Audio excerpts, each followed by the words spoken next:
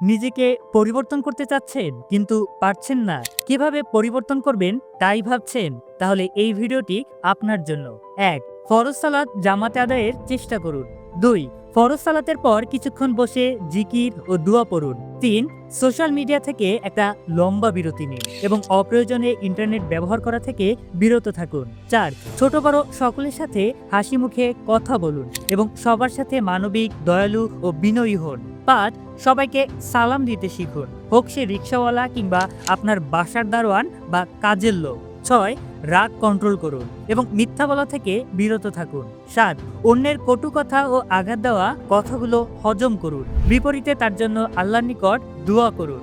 ৮. প্রতিদিন সাধ্য অনুযায়ী সদকা করুন, ১ টাকা হলেও সাদকা করুন। ৯. বাসার কাজে মা, স্ত্রী বা বোনকে সহযোগিতা করুন। ১০. হারাম রিলেশনশিপে থাকলে তা থেকে বেরিয়ে আসুন।